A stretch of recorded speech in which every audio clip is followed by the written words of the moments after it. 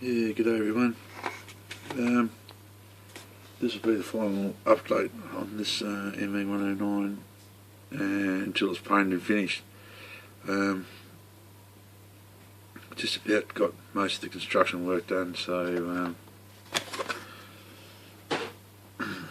here we go. So the fuselage halves are together. Fit wasn't too bad actually. I only had one little bit of a joint problem through that part of the seam. You can also see in the front nose section that in here I added those panels of the mesh, so it acts like radiator panels. You can sort of see through, plus I painted black in there as well.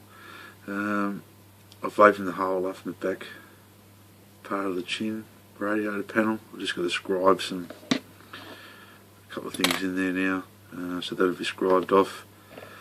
I added the detail on the back of the wings here and here out of plastic card because they got lost when I scribed the landing gear off. You can probably also see that I've added some plastic card round the nose section and some plastic card around the cowling, painted black as well from the inside to get a half decent fit on the kit. Just got to remove the guns out of there now and we'll add some detail to them later. Got the wheels painted, didn't come up too bad. The spinner I've got to clean up.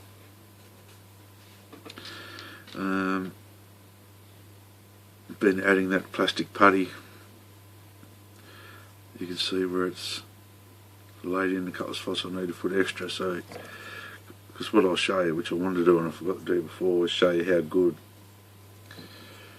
it is for doing these raised panel lines and old riveted kits, is that just wet a Q-tip, and I wet a Q-tip and something that's got a little bit of old colour to it, sort of an old paint tip, and you just wet this area here. And this has been on there for a fair while, so it's dried pretty hard, and just wet the area, just let it soak in, and just keep rubbing it carefully.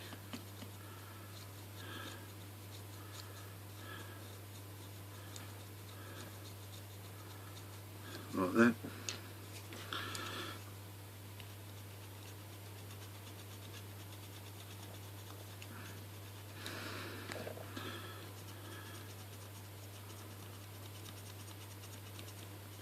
And it will slowly but surely start coming off. It will still fill the gap that you wanted to fill, but it will also not destroy any of the underlying detail around it, because you're not using any abrasion except for a Q-tip and a written Q-tip, so you're not sanding away at anything. One thing too I mentioned with this kit, if you go to build it, I've used bugger all filler in the fuselage. This wing part here I've had to use a bit of filler, but I made sure I really dry fitted a lot of the parts.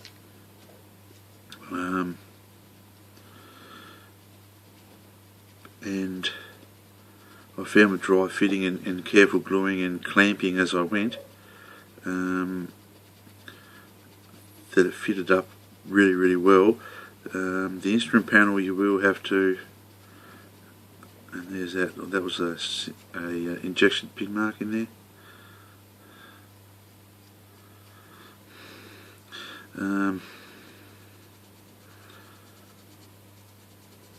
You will have to fit the instrument panel in, dry fitted a few times. It needs a fair bit of trimming to get a successful fit. Then I had to sort of redo a couple of things because it sort of took away a bit of detail, and that's that plastic putting on out of it. And you know, if there's anything left over, you just rub it off, and I'll wipe the whole model over with some Windex as a cleaner before I paint. I've put the radiator covers on, and I just made some little improvements here,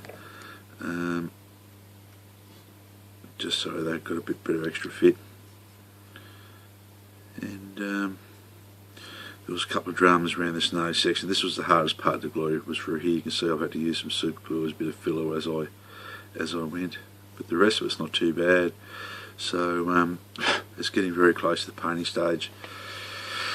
I haven't cut the canopy or anything yet, but that'll be probably one of the last things I'll do. So yeah, that's God did ask me a question, what do I mean by folding over the tape for the landing gear doors. Well, what I did do, and I'll show you what I mean by folding tape over. So I've got a piece of masking tape, you fold it back over on itself like that, so it's sticking on both sides. Now you could probably use double-sided tape. Then I put that down on there like that, and then what I did, because these were considerably thicker, I sat these down on here like such, and then I sanded them with a sanding stick, and that way you're getting a flat, you're working on a flat edge and you're not going to get any rolls, and it's easy to hold that onto there, and you've got to hold it with your finger on the tape, then try and have it in your hand going like that. That's the way I did that. One thing I was a little bit disappointed with this kit, and I've got to work on, is you might be able to see that there's some injector pin marks in the base of the spinner, and unfortunately Airfix moulded it so where these are is where the propeller goes through on the hub, because it's got to line up with a notch. I might cut the notch off and just spin it around yet. But the propeller looks good, a little bit of flash on it, all cleaned up. So yeah, the kit is it's coming along quite well at the moment. So I'm looking forward to get some paint on it. As I said before, the decal sheet's quite extensive. So I'll be using, and people say don't put your stencils on, but I will be putting all excuse me, all the stencils on. Might as well, they're there, might as well put them on, get you extra $4 worth of value out of it, even though they might be frustrating. Be using a combination of Gunzai and Life Colour paints, so it's going to be an RLM02 RLM70 scheme. I did a little bit of research. I'll be masking up all the areas with that I want to save with Blue Tack or Silly Putty. The radiator panel for this back vent's made and cut, so that will sit. I haven't put dongles, I've already knocked it off a couple of times, so that will sit virtually in that position there. And add a little bit more character with it, because it wasn't moulded in there at all with this kit. I'm pretty pleased that I saved most of the rivets. It was a little bit tricky through the back here. I've worked very carefully, but sanded some of them away. So if I want to get really pedantic, what I might do is get some really fine stretch sprue, and I mean hair fine, and might just lay them through here and put them in with some extra thin, just to give them some sort of representation of where they were. Again, I know I've got some here. I was going to scribe them in, but I think it'll look, I don't know, the scribing might be alright underneath, and where I need it, just so there's some sort of definition there. But yeah, this is going to be the last one. The next time you see this, hopefully it will be all painted, and do a sort of bit of a final review on it, and then we'll answer a couple more questions. I've got a couple of more questions that need answering with some tips on the page. We have been discussing getting a group build going. If anyone's interested in doing a group build, we're thinking about it. We're going to see what we can work out. We're another new YouTuber, and when I get some more information, I'll make an announcement. And I keep forgetting the name of his page, Modeler 663 or something like that. Very good young bloke. And said I was disappointed I missed out in the Spanish Civil War build, because I had a DO17, Dornier 17, old MPC one that I could have built for that one. So yeah, that's this one just about done. So this will be, as I said, a part of a three-part build, but they won't be all together in one hit. I might get a little bit emailed out. Sort of been mucking around. I should have my my new model room set up very shortly, which is like this weekend. So I might not have too much time to do anything with this, because I've got to pull everything out of here and set everything up the way I want it. But the good thing about it is, where I am now, I've got no natural light, so I'm going to set my modelling table up underneath the windows, so at least I'll have some natural daylight to work under, instead of having to rely on artificial light, which I don't like, because especially when it comes to painting and things, it can be deceiving. Said we'll add the barrels, I forgot to mention too, we'll drill them out to pin vise, and the cannon barrels, these ones here will be replacing the nose, as I said before. I haven't glued this on because I wanted to show you what I had done in there, and I think the effect is got to be quite good. And overall, it's turned out to be a very enjoyable build. The little things I've done to it,